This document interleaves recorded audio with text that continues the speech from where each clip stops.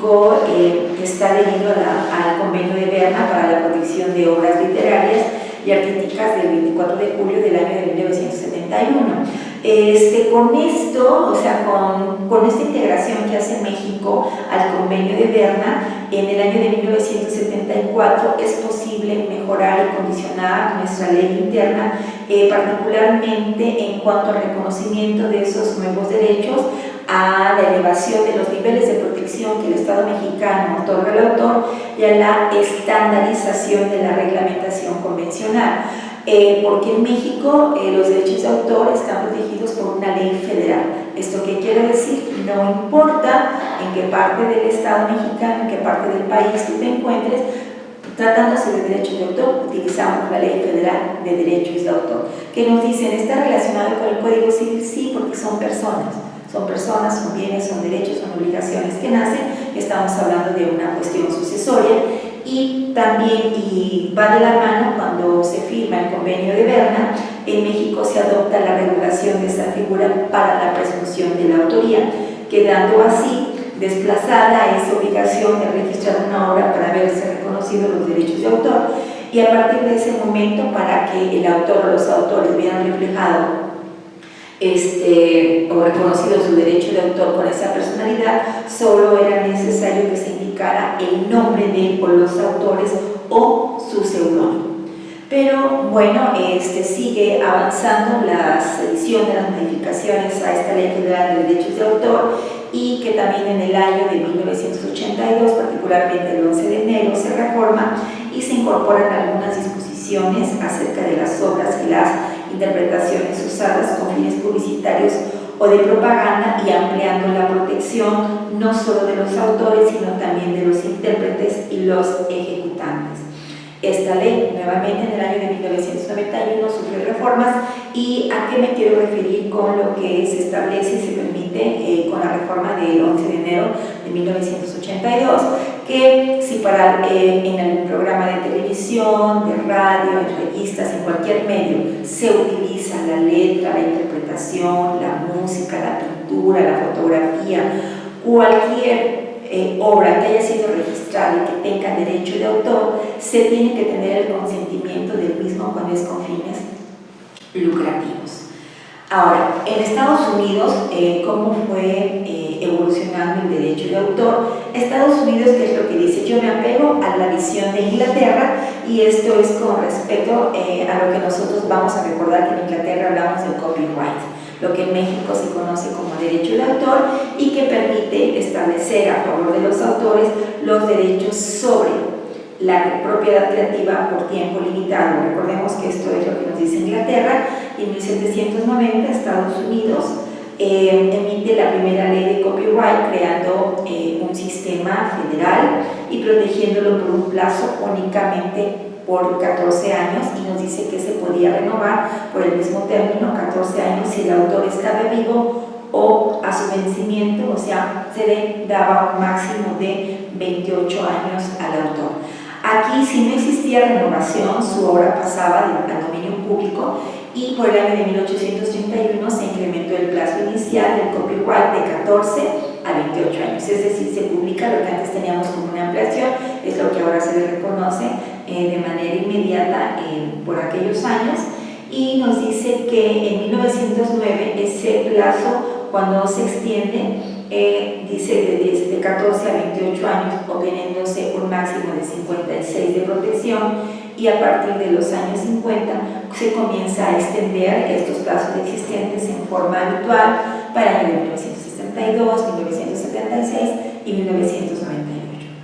En Estados Unidos, el copyright se convierte en un derecho de propiedad, mientras que en Francia y en Alemania se desarrolló el derecho de autor bajo la idea de la expresión única del autor. Aquí sí encontramos esa diferencia, y la primera ley de derecho de autor fue aprobada en Francia en el año de 1791. Ahora que nosotros hemos tenido este marco comparativo del derecho de autor en diferentes países, vamos a ver una cuestión del marco internacional. La legislación sobre derecho de autor cambia de un país a otro, como nosotros bien sabemos. Cada estado, cada país tiene su propia normatividad interna y esta no puede ser vulnerada. No se puede afectar la soberanía de los estados, y en cuanto a los derechos de autor, cada estado define su propia norma, particularmente en los siguientes puntos que les voy a mencionar, que ustedes los van a encontrar en su diapositiva número 35. Nos habla del plazo de protección. Ok, nos dice que en la mayoría de los países los derechos de autor expiran no más allá de los 70 años tras la muerte del autor. Ese es un primer punto. En segundo plano, la situación de las obras del Estado. ¿Esto qué quiere decir? Que en muchos países, obviamente, no en todos, y lo hemos definido y lo hemos visto en las clases anteriores, los documentos publicados por el Estado para uso oficial son del dominio público y que el tipo de material debe de estar sujeto a derechos de autor. Ahora, ¿cómo se aplica en esta cuestión de los derechos de autor? Nos dice que este abarca única y exclusivamente la expresión de un contenido, pero no las ideas, porque nos dice que para su nacimiento no necesita de ninguna formalidad, es decir, no requiere de la inscripción de un registro o depósito de copias, y los derechos de autor nacen con la creación de la obra. Es decir, no quiere decir que para que yo pueda crear algo primero tengo que registrar. Es a la inversa, primero creo y después registro. Ahora, nos dice aquí también que qué es lo que se puede proteger a través de los derechos de autor, porque también, como lo vamos a ver más adelante, no vamos a confundir lo que son los derechos de autor con lo que es un derecho de propiedad industrial. Son situaciones diferentes, son registros, se reconocen derechos, sí, pero aquí, en cuanto a derechos de autor, nos dice que es la protección de obras originales, campo literario, artístico, científico, y cualquiera que sea su forma de expresión, soporte o medio, y tenemos libros, folletos y otros escritos, tenemos obras dramáticas, dramático-musicales, tenemos obras coreográficas y pantomimas, tenemos composiciones musicales con o sin letra, obras musicales, grabaciones sonoras, obras cinematográficas y otras obras audiovisuales. Tenemos obras de dibujo, pintura, arquitectura, escultura, grabado, fotografía, obras fotográficas, ilustraciones, mapas, planos, croquis, obras plásticas relativos a la geografía, a la topografía, a la arquitectura o a las ciencias, y también tenemos programas informáticos. Aquí en los programas informáticos nos puede llamar un poco la atención porque lo podemos relacionar con la propiedad industrial, pero no, la ley es muy clara y es muy precisa. Ahora, las categorías de materiales que no son elegibles para la protección de derechos de autor, estos cuáles son, ustedes lo tienen aquí en su diapositiva 39, nos dice que todos aquellos trabajos que no han sido fijados en una forma de expresión tangible, por ejemplo, obras coreográficas que no han sido escritas o grabadas, o discursos improvisados o presentaciones que no han sido también escritas o grabadas. Tenemos también, por otro lado, los títulos, los nombres, las frases cortas y lemas, símbolos o diseños familiares, meras variantes de decoración tipográfica, letras o colores, listas de ingredientes o contenidos. Las ideas, procedimientos, métodos, sistemas, tenemos también procesos, conceptos, principios, descubrimientos, aparatos, como diferenciaciones de una descripción, explicación, ilustración. También vamos a encontrar aquellas obras que consisten totalmente de información que es un conocimiento público y no representa un trabajo que tenga un autor original. Aquí nosotros podemos señalar como ejemplo calendarios, tablas de uso de peso y estaturas, cintas métricas, reglas, listas o tablas obtenidas de documentos públicos u otras fuentes de uso común. Aquí las leyes reglamentarias y demás normas nos dicen que se pueden publicar, pero no dan exclusividad. Otros pueden también publicar ediciones en las leyes, en los casos de las obras como concordancias, correlaciones, comentarios y estudios comparativos en las leyes sí se pueden proteger, siempre y cuando tengan el trabajo y la autoría del autor. Así es que cuidado, son categorías de materiales que no son elegibles para la protección de derechos de autor, porque pensamos que todo lo que yo pueda crear lo puedo registrar. Aquí estamos viendo que no nos confundamos, que no son elegibles para que puedan ser protegidas por el concepto de derechos de autor. Ahora, ¿qué atribuciones son las que se le conceden al dueño del derecho de autor?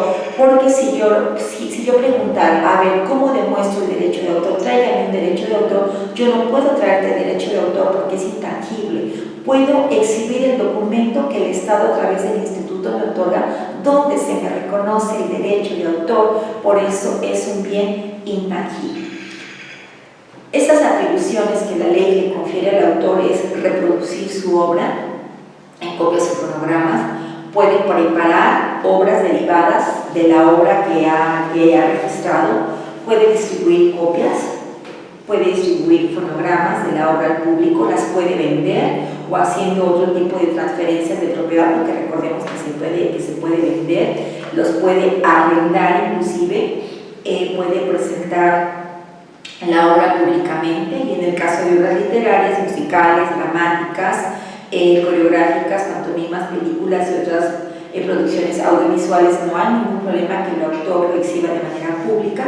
También puede mostrar en ese mismo sentido públicamente las obras literarias, musicales, pictográficas, esculturales, donde se puede incluir imágenes audiovisuales, películas u otras reproducciones audiovisuales. Y hay que poner especial atención para el caso de grabaciones sonoras, porque dice interpretar la obra públicamente a través de la figura autodigital. El derecho de autor debemos de tener presente que existe desde que la obra es creada de una forma fijada. El derecho de autor sobre una obra creada se convierte inmediatamente en una propiedad del autor que creó dicha obra, y nos dice aquí que solo y exclusivamente el autor o aquellos derechos que deriven del autor, por ejemplo, codueños del derecho de autor, son los únicos que pueden reclamar la propiedad. Ahora, los derechos de autor nos dice que pueden ser exigidos por cualquier persona que haya creado una obra, es cierto, sin importar la edad que se tenga.